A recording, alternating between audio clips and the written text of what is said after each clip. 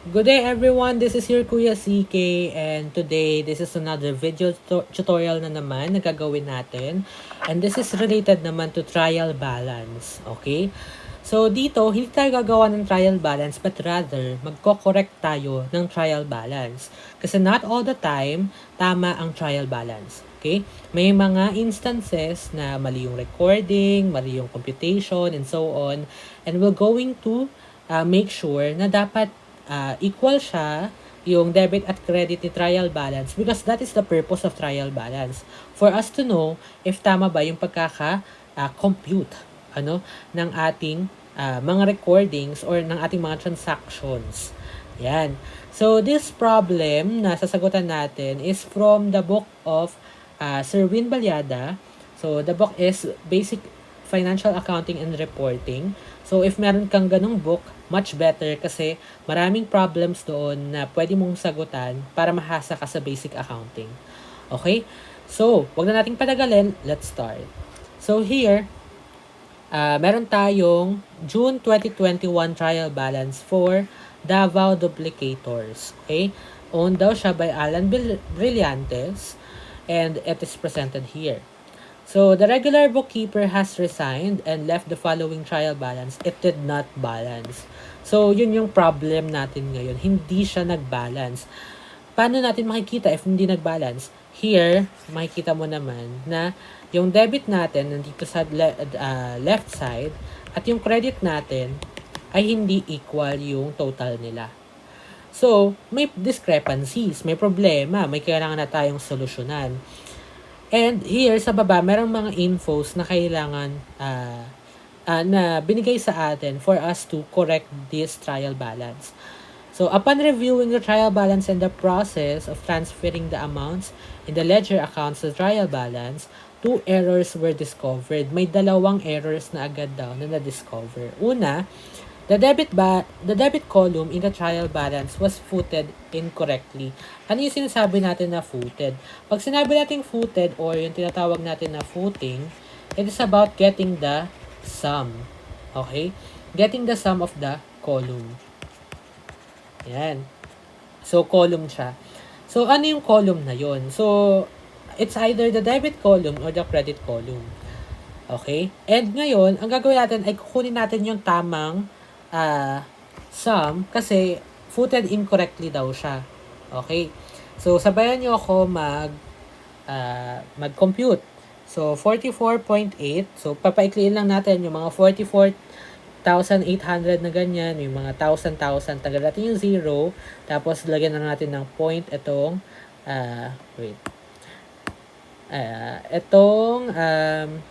comma.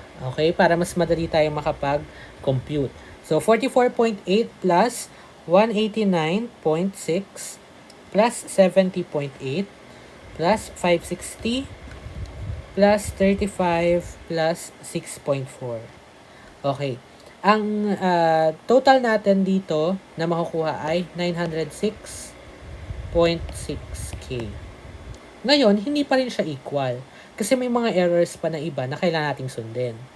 Okay? Pero for now, ang kuha natin dito, based on our data, ay 906.6K. Okay? So, makikita natin na may mali talaga when it comes to footing. Next. Tapos tayo sa letter A. Pero later, babalikan pa natin yan. Letter B, the balance in the accounts payable ledger account of 62,700 was transferred as 72,600. Okay, tingnan natin ha. Sa ating trial balance, we have here 72,600. Supposedly, ito daw ay 62,700. Yan. So, iti-take note lang natin. When the balances of the ledger accounts were recomputed, the two more errors were discovered. So, kanina kasi, nung nag-review lang ng trial balance, at saka yung pagta-transfer, no? Ito lang yung nakitang error eh. Itong dalawa lang. Okay? Itong dalawa lang. Pero nung nirecompute daw yung ledger accounts natin at kinuha yung mga balances, may nadagdag pa na errors na kailangan i-check. Okay? For the utilities expense account, ang balance daw ay overstated ng 1,800. Ano yung ibig sabihin ng overstated? Ibig sabihin, mas mataas. Ito, mas mataas sa computed na balance. Okay? Makikita natin na yung utilities natin dito, no, ay 6,400, di ba? So, yung 6,400 na yan, para hindi siya maging overstated, kailangan natin ibawas yung 1,800. Okay? Kasi overstated daw siya para maitama natin. So, 6,400 minus 1,800, ang sagot ay 4,600. Ibig sabihin, itong 4.6K ang dapat na balance ng utilities. 4.6K. Next, total debits in the cash account amounted to 184,600 and the credits totaled 149,800. Tignan natin. Kasi, kailangan natin ipag-minus tong dalawa eh. Itong 184 tsaka 149. So, 184,600 minus 149,800. So, kunin natin yung difference nila. So, 184.6 minus 149.8, 34,800. So, yan dapat yung ating balance for the cash. Pero, ang cash natin dito ay 44,800. So, kailangan i-take note natin na ito ay dapat 34.8K lang. Okay? So, 34.8K. Okay. Tapos na tayo dun sa apat na errors. Pero, may another errors pa, which is itong apat. Discovered 4 more errors when posting were retraced from the journal to the ledger. Okay? So, ano yung mga errors na to? Una, a debit posting to accounts receivable in the amount of 52,000 should have been 5,200 lang. So, ibig sabihin, meron tayong sobra na figure or na amount for the accounts receivable. So, magkano yung sobra na yun? So, 52,000, 52K minus 5.2K. Kasi nagkamali daw ng recording. Okay? 52 minus 5.2, we have 46.8K na sobra. So, anong gagawin natin? We have to deduct this one. Okay? Kasi dapat 5.2K lang daw instead na 52,000. So, magkano ba yung ating accounts receivable dito? We have here 189,600. So, ito, ibawas natin, no? Gawin natin 189,600 minus minus 46.8K. So, 46.8K equals 189.6 minus 46.8. We have 142.8K. Okay? So, malaki. Okay? Malaki yung naging jump, no? So, ito dapat yung tamang sagot o yung tamang balance ni accounts receivable. Okay? Next tayo. A debit posting to accounts payable for 46,000 was missing. So, nawawala daw yung 46,000 na debit. Debit to at accounts payable to. So, ibig sabihin, meron tayong 46,000 na kailangan ibawas sa accounts payable because we know na si accounts payable, ang normal balance niya ay credit side, nasa credit side, di ba? And kapag debit, kailangan i-minus. Nawawala yun. So, kailangan mag-minus tayo ng 46,000. So, accounts payable natin, ito siya, di ba? 62,700. Teka lang, saan galing to? Ito. Balance of accounts payable, 62,700 was transferred as 72,600. Okay. So, si 62,700, i-minus natin siya. 62,700 minus, magkano ulit yun? 7,000, tama ba? Hindi, 46,000. No? 46,000. Ang bagong balance ni accounts payable should be 16,700. So, ito dapat yung balance ni accounts payable. Should be. Okay? Should be. Next, a credit posting to revenues in the amount of 7,600 was missing. Pag credit posting, we know na si revenue ang normal balance niya ay credit. So, dahil normal balance niya ay credit, we have to add this one, yung 7,600. Okay? We have here revenues na 371,600. So, ang gagawin natin, ipa-plus lang natin yung 7.6K. Tama ba ako? Ulit. Yan, tama. 7.6K. Total niyan, 371.6 plus 7.6K, we have 379.2K. So, ito dapat yung balance ni revenue. Okay. Lastly, letter H, a credit of 31,000 was posted to accounts payable rather than 30,100. So, nagkamali na naman ng posting ng posting sa accounts payable, no? So, ibig sabihin, mas mataas yung nai-post or yung nai-credit kaysa sa dapat na amount, which is 30,100. So, ano yung difference? No? 31 minus 30.1, 900, okay? So, may sobrang 900 pesos. So, ang gagawin natin sa sobra, dahil overstated siya, no, ibabawas natin. Kasi ang credit siya eh. So, ang normal balance ni AP ay credit, di ba? Yan. So, ibawas natin yung 900. So, ang gagawin natin dito, nasa na yung ating accounts payable. So, ito yung accounts payable natin, di ba? So, from 16,700, ima-minus natin, wait lang, burahin natin to, minus 900 ulit. Burahin din natin ito. Wait lang. Ayan. Sige, burahin na natin. Minus 900. Magkano na lang yung natira sa accounts payable? We have 15,800. Okay? So, ito na talaga yung final natin sa accounts payable. Now, ang gagawin natin ay iuusod natin to. Usod tayo, ha? Wait lang. Usod natin siya dito. Kasi, nagets niya na naman yung yung kung paano siya ikunin, di ba? So, ang gagawin natin ay, gagawa tayo ng bagong trial balance. Okay? With the new balances or the corrected balances. So, hindi ko na siya papagandahin, no? Pero ito siya. Okay, we have here, wait, trial balance. Okay. So, cash natin, ito muna yung debit, ito yung credit. Cash natin ay supposedly 34.8K.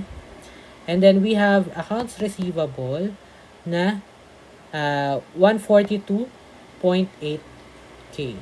142.8K. Next, supplies natin. Wala naman naging problema sa supplies. Yan.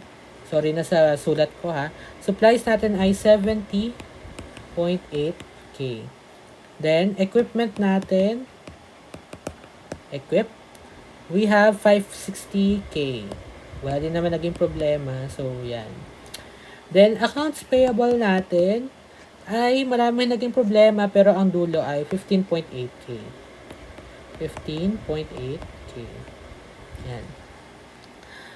Brillantes Capital, wala ding problema. So, Brillantes Capital, we have 513,000.